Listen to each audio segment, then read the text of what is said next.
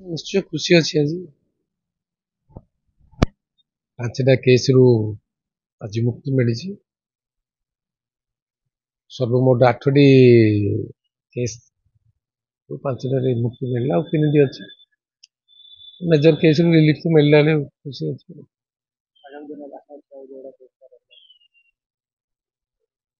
କେସ୍ରେ ତ ମେରିଟ୍ ନାହିଁ, ତ କୋର୍ଟ ପ୍ରୋସିଜରକୁ ତ ମାନିବାକୁ ପଡ଼ିବ। ଅଲ୍ ଦ ଫାଲ୍ସ କେସେସ୍ ତ ଜାଣିଶୁଣି କରେଇଥିଲି, ତ ମୁଁ ତ ପ୍ରଥମ ଦିନରୁ କହିଛି। ଆଉ ପ୍ରୋସିଜର ଅନୁସାରେ ଲିଗାଲ ପ୍ରୋସିଜର ଅନୁସାରେ we have to maintain the court procedure as per CrPC. तो व्यवस्था ଭିତରେ ତ ମାନିବାକୁ ପଡ଼ିବ, କାମ କରିବାକୁ ପଡ଼ିବ। ସେ ଦୃଷ୍ଟିରୁ रेस्ट ऑफ द केस रे कमेंट देवा उचित है। जो 5टी केस थिला कोन कोन ग्राउंड रे आपन ऊपर लागि यू नो बेटर काई पर एक्सप्लेन करबार कि सुन एवरीबॉडी नोस दैट।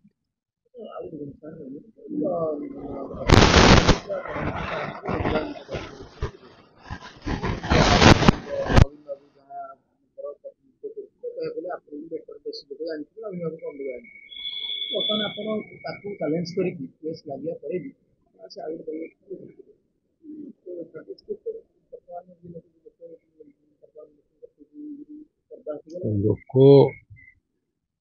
ଲୋକ ସବୁବେଳେ ସରଳ ପ୍ଲେନ୍ କଥା ବିଶ୍ୱାସ କରେ, କଥା ଆଉ କାମକୁ ବିଶ୍ୱାସ କରେ। କଥା ଯାହା ଯିଏ କହେ, କାମ କ'ଣ କରେ ସେ ଦେଖେ। ଲୋକ ସବୁବେଳେ ବୁଦ୍ଧିଆ ଅଛନ୍ତି, ପାଠ ପଢିବା ଲୋକ ହିଁ ବୁଦ୍ଧିଆ, ଆଉ ଯୋଉମାନେ ପାଠ ପଢିନାହାନ୍ତି ଶ୍ରମିକ ଚାଷୀମାନେ ଅବୁଦ୍ଧିଆ ବୋଲି କହିବା ଉଚିତ ନୁହେଁ। ଯଦି ସେୟା ହୁଅନ୍ତା 2024 ନିର୍ବାଚନରେ ଛୋଟ ପିଲାଠୁ ଆରମ୍ଭ କରି ଶେଷ ପର୍ଯ୍ୟନ୍ତ ସମସ୍ତଙ୍କୁ ପଇସା ଦ୍ୱାରା କିଣିବା ପାଇଁ ଚେଷ୍ଟା କରାଗଲା। ଲୋକ ତ ଭୋଟ ଦେଲେନି, ଆମେ କେମିତି କହିବା ଯେ ଲୋକ ପଇସା ନେଇକି ଭୋଟ ଦଉଥିଲେ? ଯୋଉ ଆରୋପ ଆସୁଥିଲା, ଲୋକ ତ ପୁରା ତାଙ୍କର ସେ ଆରୋପକୁ ନିଜେ ନିଜେ ଖଣ୍ଡିତ ହେଇଗଲା ଯେ ଏହା ସମ୍ପୂର୍ଣ୍ଣ ମିଥ୍ୟା। ଯେ ଲୋକ ଜଜମେଣ୍ଟ ନେଉଛନ୍ତି, ଲୋକ ଠିକ ଡେସିସନ ନେଉଛନ୍ତି, ଆଉ ସମୟ ଆସିଲେ ପରିବର୍ତ୍ତନ କରିବାର ସାମର୍ଥ୍ୟ ରଖୁଛନ୍ତି। ଡିସ୍ପାଇଟ୍ all approach all pressures including ସେ ଯୋଉ ଇନଫ୍ଲୁଏନ୍ସର୍ସ ସେ ଭିତରୁ ମୁକ୍ତ ହେଇକି ଭୋଟ ଦେଲେ ନା। ତ ଆମେ କେମିତି କହିବା? ସୋ ଲୋକଙ୍କର ପାଖରେ ଯୋଉ ଶକ୍ତି ଅଛି ଗଣତନ୍ତ୍ରରେ, ଆଉ 2024 ନିର୍ବାଚନ ଏକ ଐତିହାସିକ ନିର୍ବାଚନ ଓଡ଼ିଶାବାସୀଙ୍କ ପାଇଁ। ସୋ ଲୋକଙ୍କର ସ୍ୱାଧୀନ, ଲୋକଙ୍କର ମାନେ ଯୋଉ ଅଧିକାରଟାକୁ ଯୋଉମାନେ ଛିଣ୍ଡେଇ ନେବେ, ଲୋକ ଛାଡ଼ିବେ। ଏଇଟା ତ ଓଡ଼ିଶା ପ୍ରମାଣ କରୁଛି।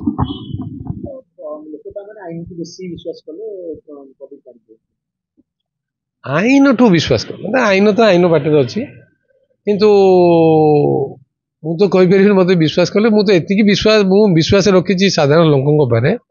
ସେ ସମୟରେ ମୁଁ ଯେତିକି ମାନେ ଲୋକଙ୍କୁ ଏପିଲ କଲି ଯେ ପରିବର୍ତ୍ତନ ଆବଶ୍ୟକତା ଅଛି, change is a must, change is a necessary, change for better is the order of the day, ଏ କଥା କହିଥିଲି।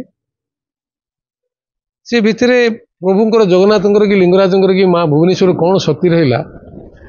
ପରିବର୍ତ୍ତନ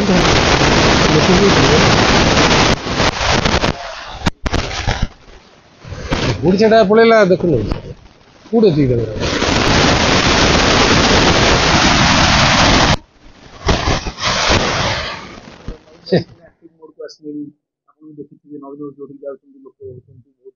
डेड हॉर्स रे एक्टिव पैसिव कौन अच्छी? Party is dead, leadership is also a dying stage.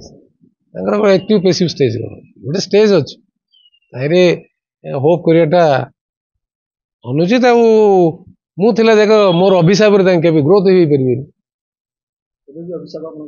संपूर्ण भावे मोर जदि निष्ठा सत्य दिव, मु ब्राह्मण लोक, मो अभिशाप रे मुक्ति होवार बहुत कष्ट। ताके जदि बुझी पारु नांदी, समय आइला आउरी बुझिबे।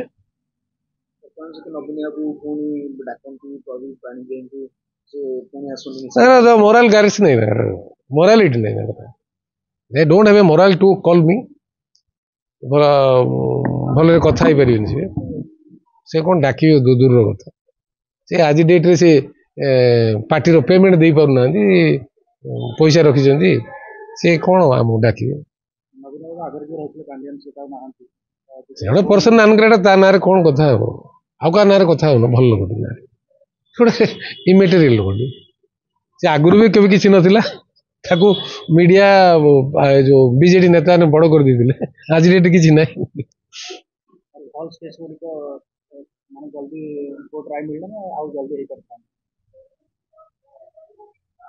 କାହିଁକି ତ ପ୍ରକ୍ରିୟାରେ କିଛି କହିହବନି କୋର୍ଟ ପ୍ରୋସିଜରରେ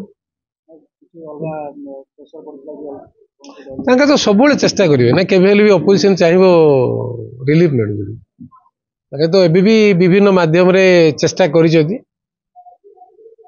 ମୁଁ ତ ସବୁବେଳେ ଜଗନ୍ନାଥଙ୍କୁ ଲିଙ୍ଗରାଜଙ୍କ ଉପରେ ବିଶ୍ୱାସ ଅଛି ପ୍ରୋସିଜର ଉପରେ ବିଶ୍ୱାସ ଅଛି ଆଉ ଆଜି ତ ନ୍ୟାୟ ପାଇছে ଆମେ ନ୍ୟାୟ ପ୍ରକ୍ରିୟାଟାକୁ ବିଶ୍ୱାସ କରିବା ଲୋକଙ୍କୁ ମାନେ ଡେମୋକ୍ରାଟିକ ପ୍ରୋସେସରେ ଚେକ୍ସ ଆଣ୍ଡ ବାଲାନ୍ସ ଅଛି ଆଜି ତ ଗୋଟେ ପରିଚୟ ମିଳିଛି ସେ